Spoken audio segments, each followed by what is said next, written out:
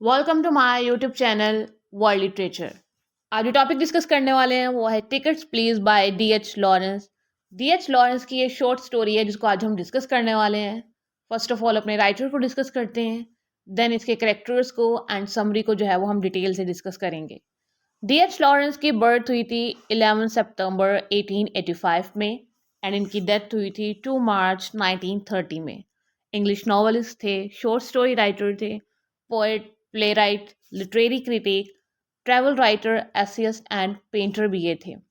DH Lawrence के अगर हम लोग लिटरेरी वर्क्स की बात करें तो मोस्टली हमें इनके जो मेन करेक्टर है उसमें वुमेन मिलती है और सेकंड में सेक्सुअलिटी इनका मेजर थीम रहता है। आज की जो शॉर्ट स्टोरी डिस्कस कर रहे हैं इसमें भी वुमेन का करेक्टर जो है वो हमें मिलेगा एंड एक मैन है और उसकी जो सेक्सुअलिटी है वो भी दिखाई गई है। तो वुमेन एंड जो सेक्सुअलिटी है ये दो चीज़ें तो डीएच लॉरेंस के लिटरेचर में हमेशा पाई जाती हैं एंड आज की स्टोरी में भी कुछ ऐसा ही है। तो अब जो है वो हम अपने कैरेक्टर्स को एंड स्टोरी को जो है वो डिस्कस करते हैं। ये जो स्टोरी है वो वर्ल्ड वॉर 1 के टाइम पे लिखी गई थी, जब वर्ल्ड वॉर 1 जो है वो स्टार्ट हो जाती है और जितने भी मैन थे उस टाइम पे सोसाइटी के वो सब लोग जो है वो मिलिट्री में चले गए थे, वॉर में पार्टिसिपेट करने के लिए जो है वो चले गए थे एंड पीछे बची थी विमेन। अब विमेन को जो है वो मेल्स की जगह जो है वो काम करना था, उनकी जगह जो है वो सारा लेबर वर्क जो है वो विमेन ने अपने सर पर ले लिया और उन्होंने बहुत अच्छे से जो है ना वो काम किया। आज की जो स्टोरी है इसमें भी कुछ ऐसा ही है कि एक ट्रैम है और ट्रैम पे जो है वो सारी फीमेल्स जो है वो काम करती हैं, क्योंकि मेल्स जो हैं वो वर्ल्ड वॉर 1 पे जो है वो गए हुए हैं। बट एक मेल जो है वो हमें इस शॉर्ट स्टोरी में मिलने वाला है। अपनी स्टोरी को जो है वो अब स्टार्ट करते हैं। जो मेन कैरेक्टर है वो है एनी स्टोन का। एनी स्टोन जो है ना वो एक कंडक्टर की जॉब करती है और वो एक ट्रैम पे कंडक्टर की जॉब कर रही है। अब ट्रैम क्या होता है? ट्रैम जो है वो इलेक्ट्रिसिटी पे चलने वाली ट्रेन को कहते हैं। ये ट्रेन की तरह ही होती है ट्रैम भी, और ये इंग्लैंड में जो है ना वहाँ पे ये चलती है। तो ये जो एनी स्टोन है इस ट्रैम पे एक कंडक्टर की जॉब करती है, क्योंकि सभी मेल्स जो हैं वो वर्ल्ड वॉर 1 में जा चुके हैं एंड इसीलिए फीमेल्स को जो है ना वो मेल्स की जगह पर यहाँ पे काम करना पड़ रहा था। ये ट्रैम सर्विस चल क्यों रही थी? इस वजह से चल रही थी क्योंकि वर्ल्ड वॉर 1 जो है वो स्टार्ट हो चुकी थी और उस पे जो है वो गर्ल्स को काम करना पड़ रहा था एंड उस इनके साथ जो है वो रैश यंग मैन होते थे जो इस ट्रैम पे जो है वो काम करते थे, जहाँ पे एनी स्टोन भी जो है वो काम कर रही है। इनकी पैक्ड कार्स होती थी और जो पैसेंजर्स होते थे वो इल मैनर्ड, इलिटरेट, अगली टाइप के जो है ना वो होते थे। और ये जो ट्रैम सर्विस है वो इंग्लैंड की सबसे डेंजरस ट्रैम जो है ना वो कंसीडर की जाती थी वर्ल्ड वॉर 1 के टाइम पे। अब एनी जो है वो इस ट्रैम पे काम कर रही है और इसके साथ बहुत सारी और फीमेल्स वर्कर्स भी हैं जो कि काम कर रही हैं। अब इनके साथ एक मैन होता है जिसका नेम है जॉन जोसेफ रेनर। अब इसकी क्या हैबिट्स हैं, इसको जो है ना वो सारी कंडक्टर्स बहुत अच्छी लगती हैं। मींस कि जो भी न्यू हायरिंग है इस ट्रैम पे या फिर जो भी गर्ल यहाँ पे काम करने के लिए आती है, जॉन जो है ना उसकी तरफ अट्रैक्ट होता है, उसको डेट पर लेकर जाता है, उसके साथ नाइट स्पेंड करता है और बहुत सारा टाइम जो है ना वो उनके साथ स्पेंड करता है।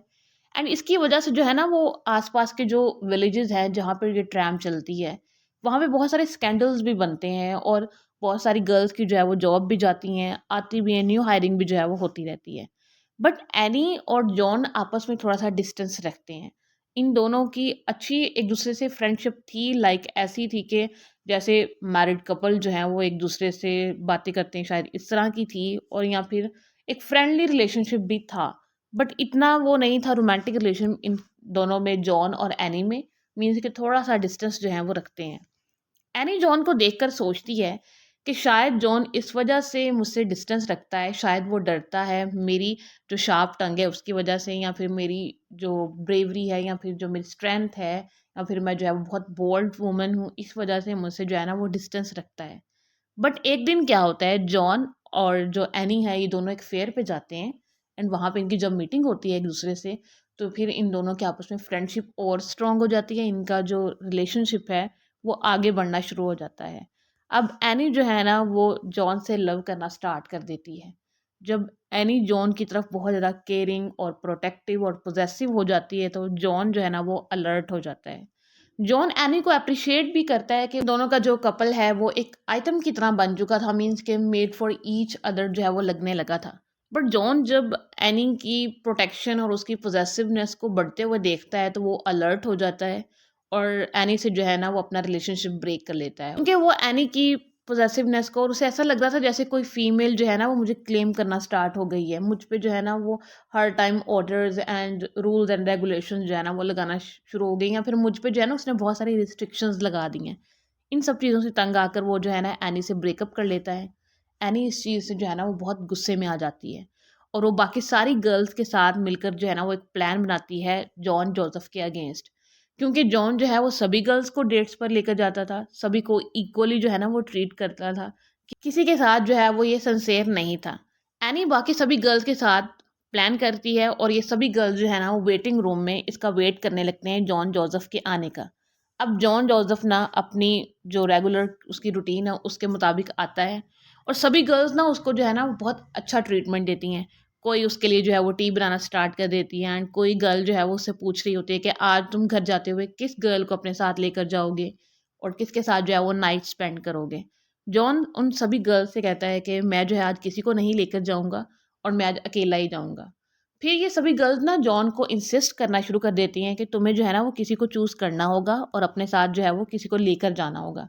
जॉन जब इस चीज़ को रिफ्यूज़ करता है तो ये सारी गर्ल जो है ना वो इस पे अटैक कर देती हैं जॉन पर, और जॉन को जो है वो मारना शुरू कर देती हैं। वो इतना उसको मारती हैं, उसको किक करती हैं, कोई स्लैप करती है, कोई हिट करती है, कोई उसका जो है वो कॉलर पकड़ लेती है, किसी ने उसकी जो है वो बैग पकड़ी हुई है। मीन्स कि जैसे वो एक हजूम ने किसी पर जब अटैक कर देता, वैसे ही कंडीशन इस टाइम पे जॉन जोसेफ की हो गई थी। एंड उन विमेन ने मिलकर अपनी पावर, अपनी स्ट्रेंथ जो है ना वो पूरी शो करवाई। सभी गर्ल्स ने मिलकर जॉन को अच्छा खासा जो है वो डैमेज कर दिया था, इवन के उसकी जो है वो ब्लीडिंग स्टार्ट हो गई थी। उसकी जो कंडीशन है वो बहुत बुरी हो गई थी, उसके सारे कपड़े जो है वो फट चुके थे, एंड उससे जो है वो सांस भी जो है वो नहीं लिया जा रहा था। फाइनली जॉन जो है वो डर कर कहता है कि अगर मुझे चूज़ करना ही है तो मैं एनी को चूज़ करूँगा।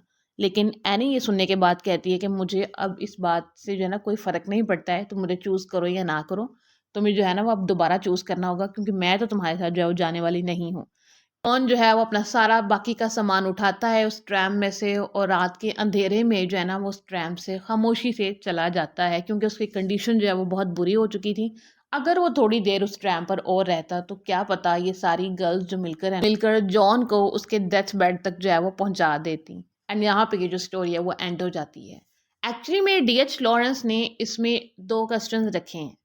फर्स्ट ऑफ ऑल तो वर्ल्ड वॉर वन जो है वो दिखाई गई है कि किस तरह से जो सारे मैन थे वो वर्ल्ड वॉर वन में चले गए, मिलिट्री में चले गए, और विमेन ने उनकी जगह अपना रोल प्ले किया, मैन एंड विमेन दोनों का। मीन्स कि उन्होंने सोसाइटी की जो रिस्ट्रिक्शंस हैं उन सबको ख़त्म कर दिया, कि जैसे विमेन पे लेबल्स लगाए जाते हैं कि इन्हें जो है ना वो कोई काम करना नहीं आता है, या फिर जो है वो सिर्फ अपने होम्स तक ही इनको रहना चाहिए, या फिर इनका कोई सोसाइटी में कोई ऐसा रोल नहीं है जिससे सोसाइटी को कोई जो है वो बेनिफिट हो सके। तो इस चीज़ को तो फर्स्ट ऑफ ऑल जो है ना वो टोटली निगेट कर दिया विमेन ने वर्ल्ड वॉर वन में। उसके बाद इन्होंने एक और चीज़ दिखाई है डीएच लॉरेंस ने। वो दिखाई है कि एक मेल है, जैसे वो एक्सप्लॉइट करता है सभी गर्ल्स को, उनको डेट्स पर जो है वो लेकर जाता है, और दूसरी तरफ सभी फीमेल्स ने जो ट्रीटमेंट दिया था जॉन को, क्या वो सही था? क्या हम इन दोनों डिफरेंट जेंडर्स को यहाँ पे जस्टिफाई कर सकते हैं? ये एक क्वेश्चन रखा है। क्या आज वो गर्ल्स का ट्रीटमेंट ठीक था एंड जॉन ने जो किया वो ठीक था? ये क्वेश्चन जो है वो डीएच लॉरेंस ने इस शॉर्ट स्टोरी में रखा था। आई होप कि ये कहानी जो है वो आपको यहाँ तक समझ आई होगी। वीडियो को लाइक और शेयर और चैनल को ज़रूर सब्सक्राइब कीजिएगा। Thanks for watching my channel.